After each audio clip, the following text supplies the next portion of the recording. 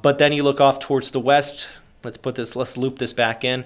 There is that next round. Now, the good news, I don't see any lightning with this. The cloud tops within these clouds are only about 10,000 feet, so we're not seeing significant lightning, too much in the severe weather. But heavy rainfall, definitely going to be a problem for first responders, but also anybody out there on 295 stuck in this traffic in both directions, north and southbound, just around Dunn Avenue.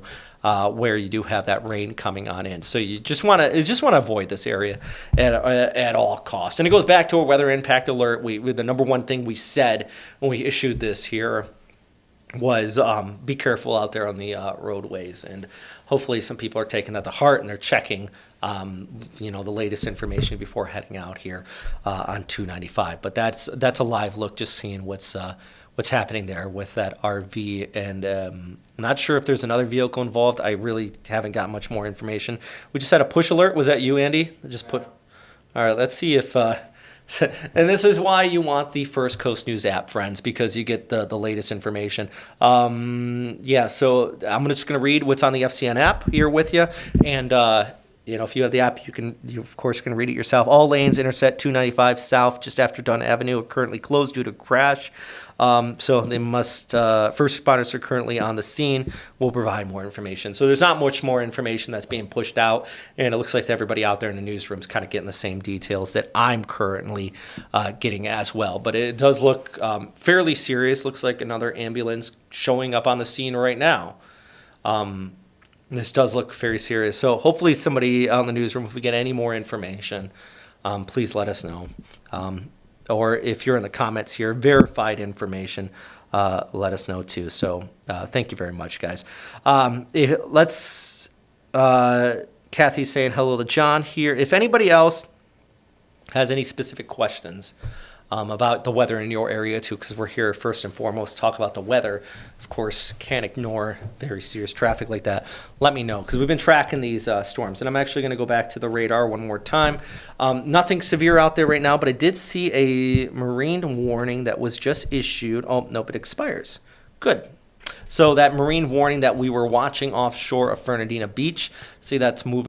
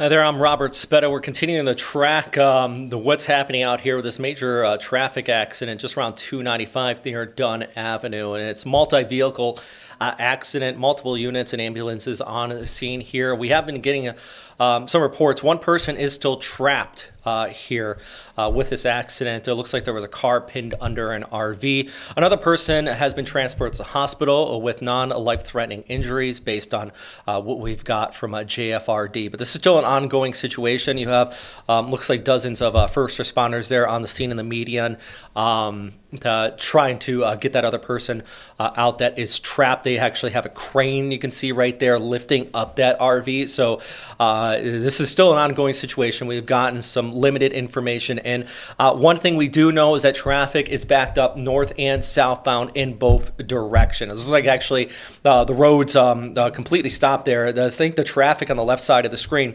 is actually coming in from the on-ramp off of Dunn Avenue there. So traffic is stopped in both directions at this time as they try to free this person stuck there under this RV. So we're going to keep you posted, of course, here at First Coast News.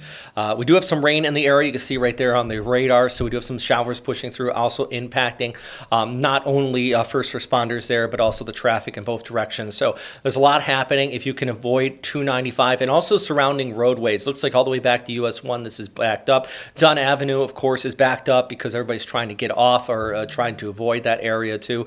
So northwestern side of Jacksonville, if you can just stay off the roads. Not to mention we have these showers and even a few thunderstorms pushing on through as well. So there's a lot of impacts with this. But once again, just to repeat this, just around Dunn Avenue on 295 northbound is where this wreck took place. But southbound looks like the at least one lane is closed off there in that direction. It's backed up in multiple miles in both directions. One person has been transported to hospital with non-life-threatening injuries, but another person is still trapped, and that's why it does look like still a very active situation there with the first responders trying to get that other person free. This is all the information we have. Of course, this is a very evolving situation.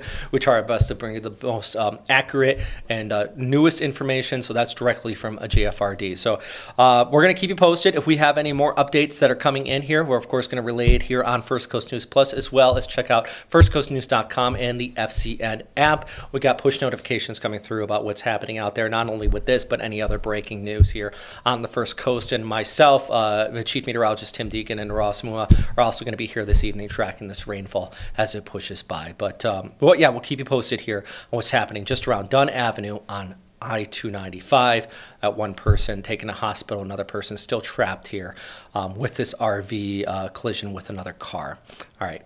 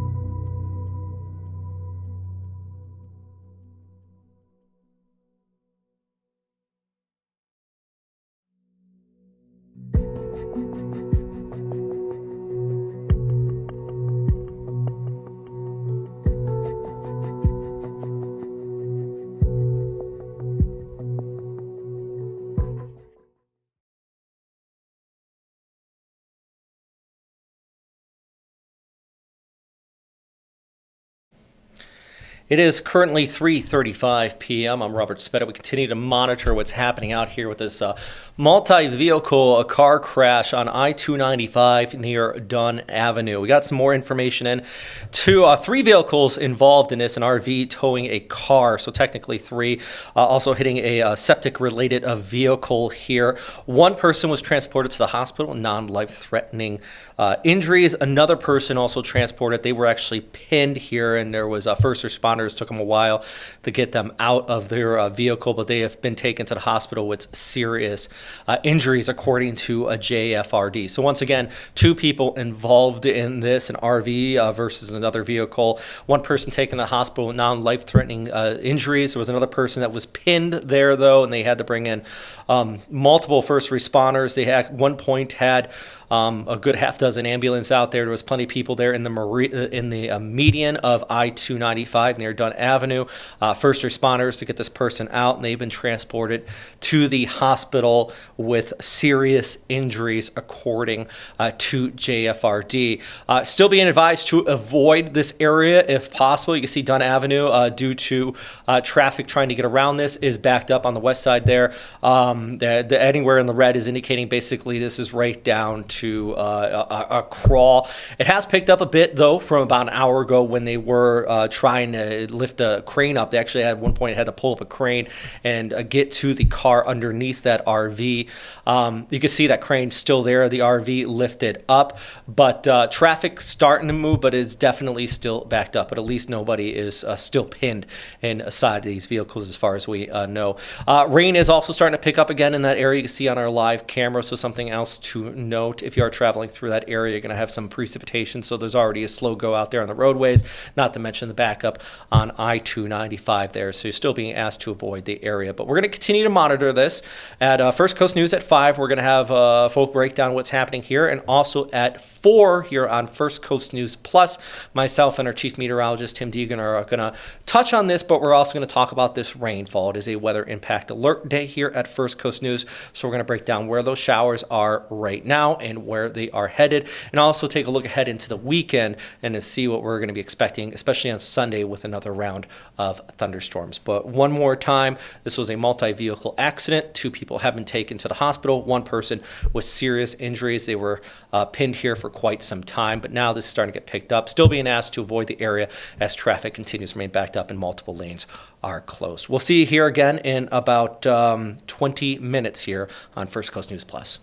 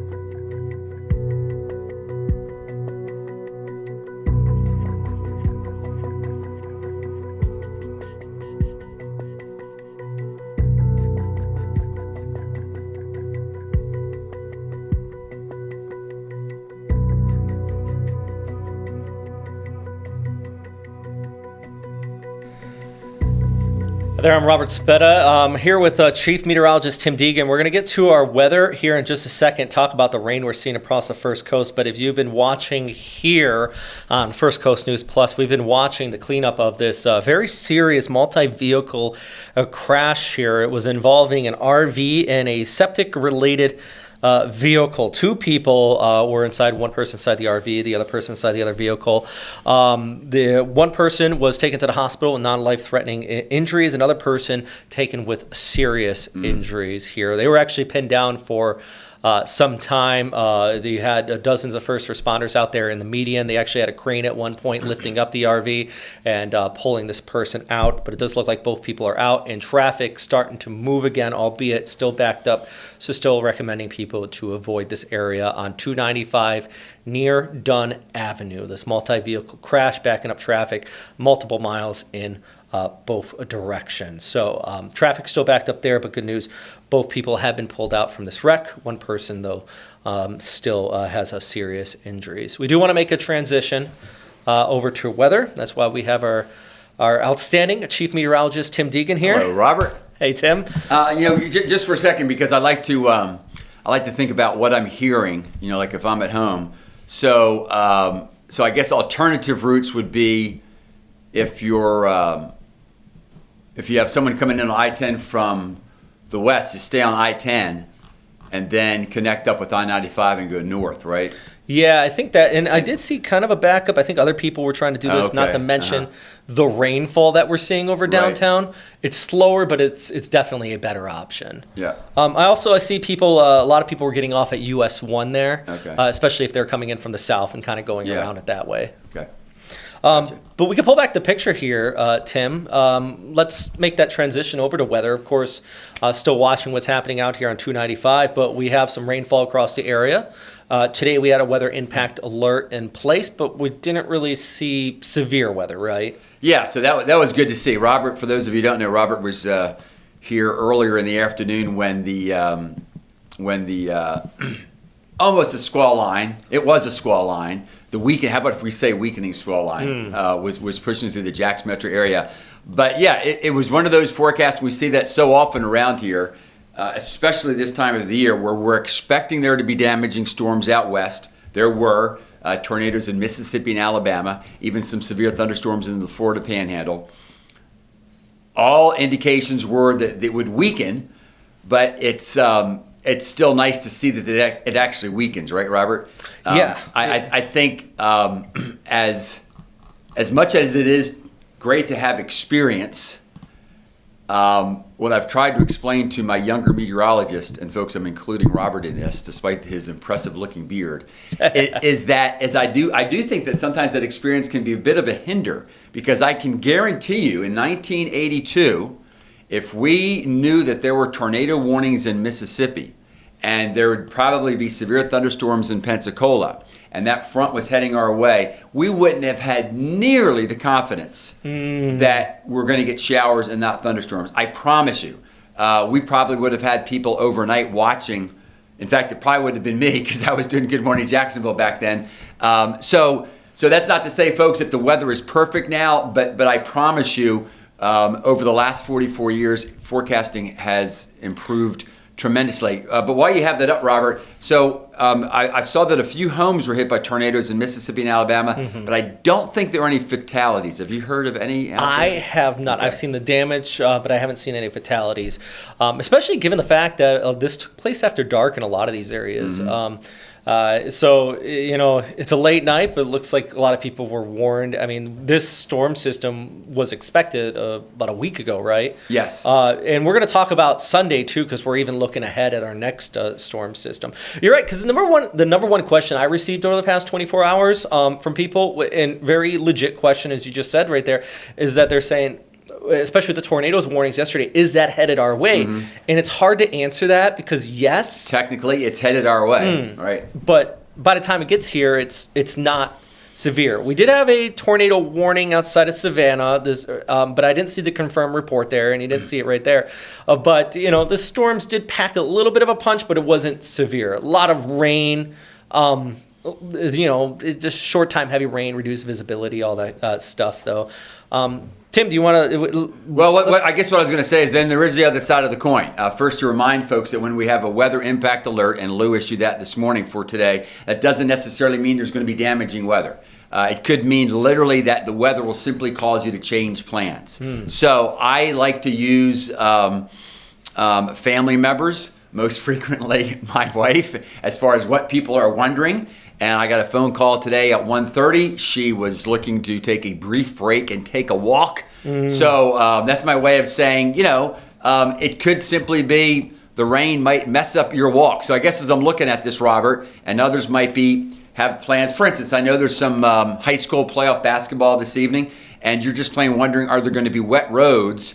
Although everything continues to weaken our way, I would say we might actually get a steady period of light rain, but starting to get a steady period of light rain spread from west to east over the metro. Do you agree? Yeah, exactly. And I think it's just that persistent dampness on the roadways here. I'm actually trying to put up on the back side. Oh, I like it. I love doing that. Yes. Because this just shows, through the rest of the evening. When's it going to end? I love it. It's going to be closer. It's going to be after dark. We're still going to have, cloudy skies, not rain, not thunderstorms. These clouds are only 5,000 feet up. I think that 5 to 10,000 feet. They're not very thick, so there's no lightning. But the rest of the evening, it is going to be damp. It's going to be a slow go out there on the roads, slick roads, as we've already been seeing. And this is something I was thinking about. The oaks are shedding their leaves, so you get that kind of building up on the roads, and that can actually make things a little bit more slicker. And this is just my northerner mindset, because when leaves get shedded off like maple, it just makes all the roads even that much more slicker. And That's I've a great point. Noticed it kind of around here. It's a minuscule thing, but you know what we also see in here today, Tim, though? The temperatures. My goodness, it got warm out ahead of this. I guess officially 86, but we saw even some hotter temperatures. If we can say hot. I think once it gets over about 85, it starts feeling hot versus just warm. 88 is in mid-February is absurd, in my humble opinion. Well, especially when you it. consider where we came from in January. Right? Where we had, a week of just 30-degree temperatures? Robert, without spending too much time on how long I've been here, I mean, I do remember when we first started seeing middle 80s in February. And we started having not only records for the date, but saying, this 86, this is the hottest ever in February.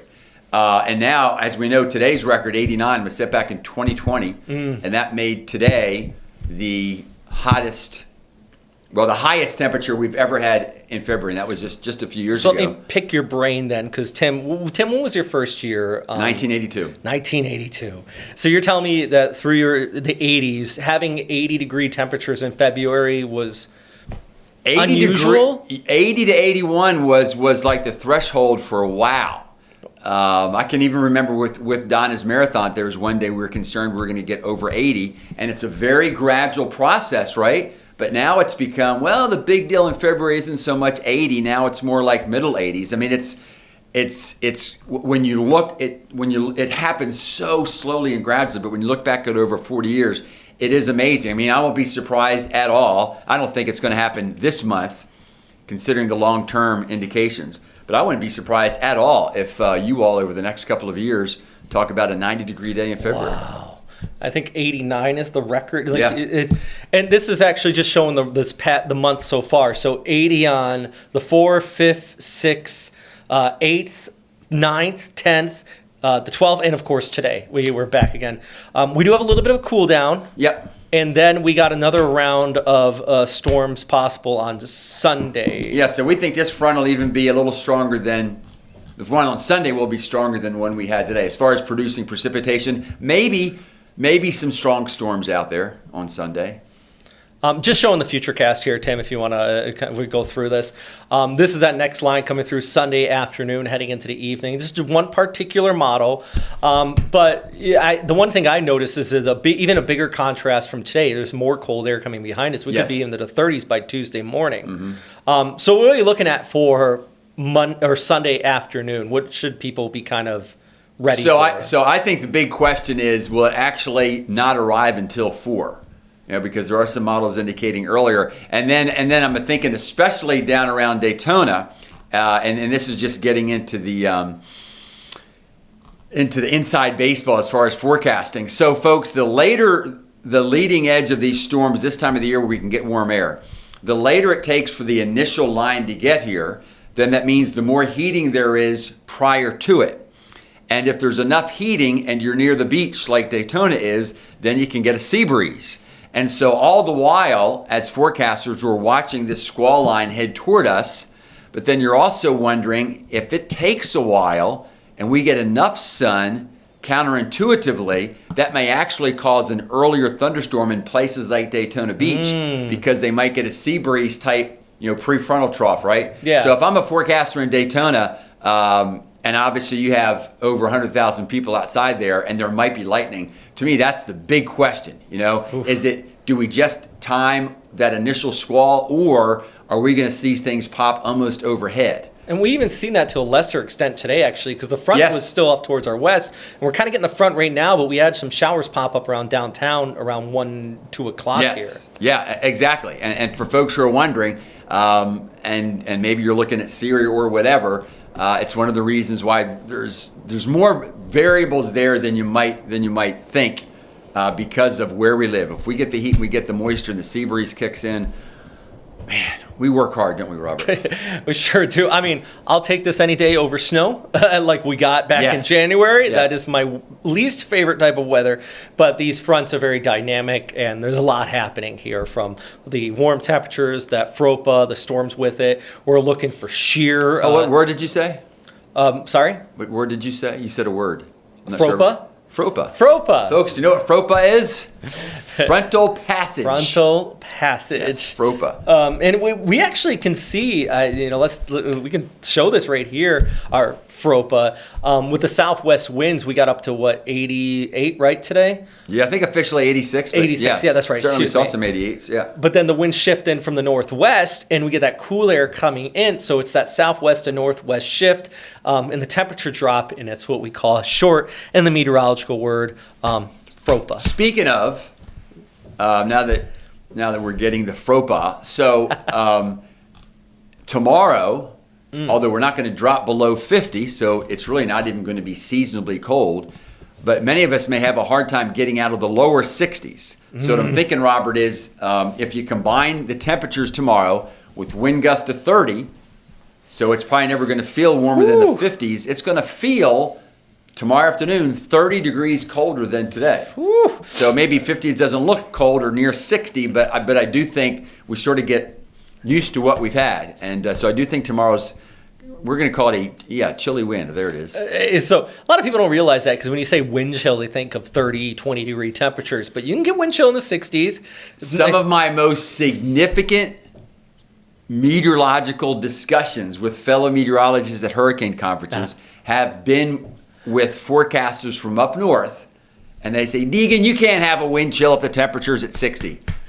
And I said, you get out there in just board shorts, sitting on your board, and the wind's blowing at 30 miles per hour, and you tell me there's not wind chill upon your flesh. Have you had the opposite side of that discussion? Like you can't have heat index at 70? Right. I know up north, in Canada, they're like, it's hot out. It's like 75 degrees. I am guilty of that. Yes, that's a very good point. Board shorts, and we'll take a look at the radar here in just a second. I do want to show your favorite spot here. The live look out there at Jack's Beach. Oh, look at the break. Right? Yeah. And so is this, did you get out there in the surf today? I did some research this morning. I certainly did. Not for long, but I did do some research this morning. And there was actually a little fun swell out of the south. So this is a great example of that sort of prefrontal trough has it has blown way out in front of the FROPA. And so when the steadier rain, it's going to be light, even makes it to the beach, that actually will be the front, folks. And that'll actually be warmer air rising over the cooler air. I was noticing, Robert, that tomorrow morning at least, whereas we're going to have a northeast wind where us humans are on the surface at like 15 to 30, the winds even at 5,000 feet are still going to be light out of the west. Yeah.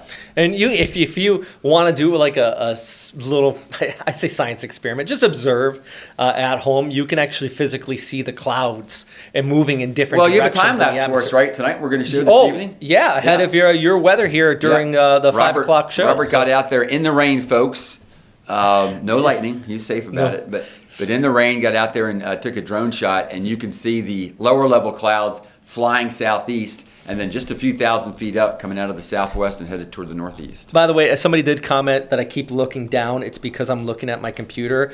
Right now, I'm actually going to try to pull up a time lapse. I'm running the graphics right here, and let's see if you can see this. Oh, this is moving really fast. Yes, there you can if you look closely. I'm going to grab it and let's you just can drag see the it. scud go southeast, while the main bank of lower clouds. So those clouds are coming out of the southwest, going northeast, and then I think after these drops, you'll see. Yeah, it's not long, but you can see. Oh, yeah, I see it. You can see it right there. There's Yeah. that wind shift, the south, and then right. Yeah, they're going southeast, whereas the main bulk of the clouds are still going southwest and northeast. So that's what you mean by even heading into tonight, tomorrow morning, still going to stay kind of mild. This is a three-dimensional profession, folks. That I think a lot of people don't understand. It's why, in fact, we use the term aloft. Andy, I just heard him laughing over there. You never get to see. He's behind the curtain. Andy loves us to talk about aloft, and we say, and he says, "Well, what is aloft? How high is aloft? Everything's aloft." And you're right. Andy's right. Andy normally is right. But the reason that it's a variable term is literally, like today, when we meant 3,000 feet, right? At the 3,000 foot level or aloft, the winds are out of the southwest, despite the fact that the lower level clouds, the scud, was headed southeast. I was just pulling up this right here because I like this graphic. If we can use our radar and we can actually see aloft, if you will. Yes, there you go. Through the atmosphere. Yeah, 10, 20, 30, 40, 50, 60,000 feet. Yeah, different levels of aloft. But earlier I mentioned, these clouds are only about 10,000 feet. What do we need for lightning? Like 30, 40,000 feet? So it's not quite that intense out there. Yeah. Another thing I like to tell folks, Robert, that old forecasters, I mean, way more than decades ago, one of the ways in which they could tell how high the cloud was if there was thunder, because if there was thunder, that meant lightning, and you have to have ice in clouds for lightning. And so, yeah, it's got to get up to where it's really cold. Even my Navy observing days, I was told if there was a cumulonimbus cloud, so we put a CB on our little weather observation sheet, but if there was lightning, we weren't allowed to put the cirrus clouds below 30,000 feet because that was just like a general rule because you had to have it that high, especially here in Florida where the freezing level is typically higher, especially in the summer. So we were told if there was lightning, it had to be the upper level of that CB cloud, the cirrus kind of overshot, had to at least be at 30,000 feet. It was just kind of a general rule. Of course, without radar at the time, we were just observing and looking at the sky and trying to guess how big it was. And the reason he's saying that, folks, is because remember, when you're looking at cirrus clouds, when I talk to the 4th and 5th graders, and I don't think it's such a bad description, it really is almost like a blizzard of ice crystals just blowing up there. I mean, so it's got to be super cold. It's got to be below minus 20, really, for all of that. I'm trying to think as we're talking here, Robert. Where do you think the freezing level is, like on a day like today? Like maybe about 12,000? We did actually see some reports of hail out west. Okay. And our cloud tops were only about 25,000 feet. So I haven't really honestly checked the freezing level, which is a little embarrassing. I should have checked that this morning. We will do that. It's a fun little game I have. Okay, I have to go. I think Robert's going to emphasize there's a lot of color there. Don't forget about Valentine's, Robert. Yeah, of course. Thanks for the reminder. So you've done what you should for your wife? No. So Okay. I have not. Okay, while Robert focuses on his Valentine, make sure you talk about the weather impact, and I'll cover all of this tonight at 5. Thank you very much, Tim. And you know what? Thank you very much, Tim. Always a pleasure. Tim, by the way, Tim retiring here in June 1st, right? May 31st. May 31st. May 31st. Don't want to get him working here an extra day. So send him some love. He's been with First Coast News for 40 years. Just a wealth of knowledge, and that's why I like sitting here and talking with him. And that's why when he's in here, I'm a meteorologist, but I lean on him to answer the questions because he is the most seasoned forecaster in all of the First Coast. So going to be a big loss when he does leave here at First Coast News. Okay, so let's talk about, what's going on out here, but also I'm going to watch some of your questions. Your comments here on especially our Facebook Live. If you're watching on FCN Plus, thank you so much. But on First Coast News Facebook page, we can get some of your questions. So ask some questions. Let us know where you're watching from as well. And we're going to walk through and try to show where these showers are here on the radar. If we don't get a lot of feedback, we can cut this and just kind of go back to our live stream. But in 40 minutes, at the very least, we have First Coast News at 5 here on FCN Plus, as well as on NBC 12 and ABC 25. So first off, we got a few people here. No specific questions. A lot of people saying, the as you call the rubberneckers out there with the traffic situation going on, and yeah, the wreck is on one side of the highway here, going back to that traffic accident, but it is definitely slow on the other side. Everybody's slowing down, which is good news. I look at this as people. I would like to think it's less of looking at what the wreck is and more just seeing those emergency lights, slowing down, and just going through there and being smart and safe about it. It does back up the traffic, and hopefully everybody's just avoiding the area.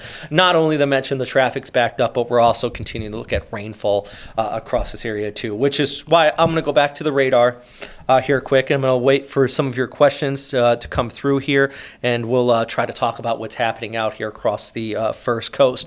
But we do have those showers kind of kicking on by. Let's zoom right in over downtown Jacksonville. I actually just heard some rain kick on through here a few moments ago. Down south of St. Augustine, looks like closer to the Marineland area, we actually do have a thunderstorm kicking off there. Let's put pause on this. Yeah, right over Marineland, which in fact, and once again, guys, if you do see me on the screen, right now he doesn't have me, that's good. If I'm looking down, it's because I'm trying to run the computer here, but I'm going to try to pull up the Marineland camera. We can see what's happening. Marineland, Summer Haven area does look like with the inlet there, Matanzas Inlet. Beautiful spot to go boating, by the way, out there. Absolutely gorgeous area. Love visiting, guys. And I'm going to pull up the picture right now. There we go. Oh, well, there's that. That's it. I thought it was. I thought the camera wasn't loading at first, but you can see the bottom of the screen. This is on top of Marineland there. There you can see that AC unit. So it is raining fairly heavy. You have some lightning taking place out there, and I think that is one of the spots here on the First Coast that is looking at some thunderstorms at this moment. So you got some heavy rainfall kicking on through there right now. We go back to the radar, see exactly what I'm talking about as we zoom right in here, just around the Palm Coast, and then Daytona. Which Speed Week is going on right now, too. It may not be the Daytona 500, but they have plenty of events all week leading up to the Daytona 500. And, they got a pretty decent thunderstorm moving through there right now. So hopefully everybody heading out there with their RVs, maybe watching some of the pre-race events and everything, they're staying inside. Which, going back to what we were talking about with myself and Tim here just a few moments ago, is that we do have a weather impact, unfortunately, alert in place for Sunday. That's not what it's called. Weather impact alert, unfortunately, in place for Sunday because, of course, everybody has plans on Sunday, but specifically, we have the Daytona 500 going on. Now, we'll take a look at our future cast here because this particular model only goes out to about 3:30 on Sunday. It's our high-resolution graph model. Great model. Absolutely love it. It's our in-house one. No one else has this. But this is 4 o'clock. Okay. All right. So if we don't get any additional questions here in the next 4 minutes, we might cut this off. I've been told I have to shut it down at 4:30 or at 5 o'clock. So if you guys want me to keep going, if you want to continue to watch this, or you want to just go back to the live stream of what's happening here with that traffic accident, just let me know in the comment section. I'll let you guys decide in the next 5 minutes. So this is 4 o'clock. The race starts at 2:30 p.m.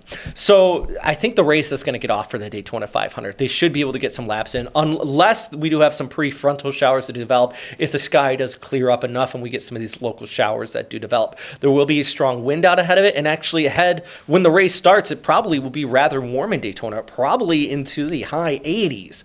But then by the end of the race, especially if there's plenty of accidents, we know how the Daytona 500 goes, the showers are going to increase and likely going to see a delay. With NASCAR, unlike Indy racing or Grand Prix or anything like that, even a little bit of rain, they have slick tires.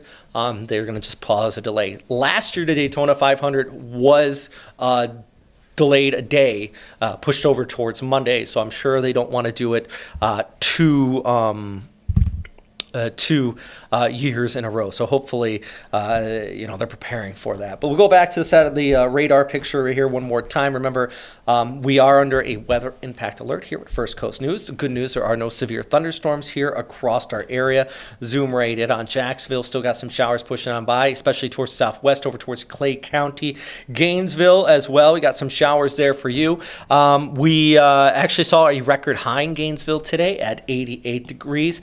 After these kind of local heavy showers do kick on by, they're going to be on and off across the First Coast over the course of the next about few hours here. We're going to see kind of a light drizzle through the rest of the evening. So the rain won't be one and done until like 10, 11 o'clock tonight.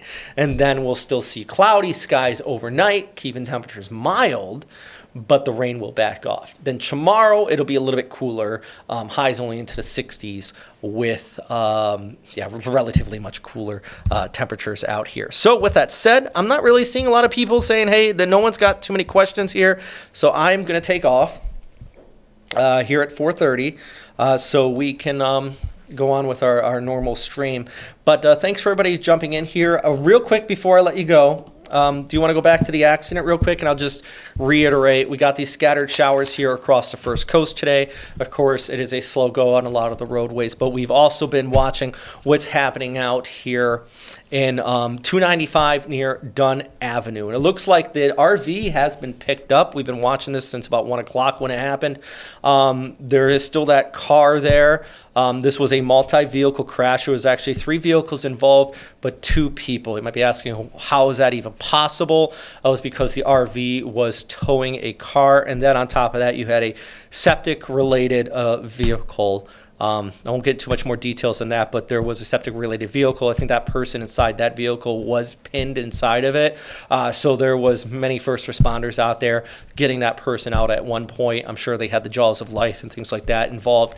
They actually had a crane. They had to lift up the RV at one point so they could pull this person out. That person has been transported to the hospital with serious injuries. The other person involved non-life-threatening injuries, but they were also transported to the hospital. Traffic is backed up for several miles in both directions as well.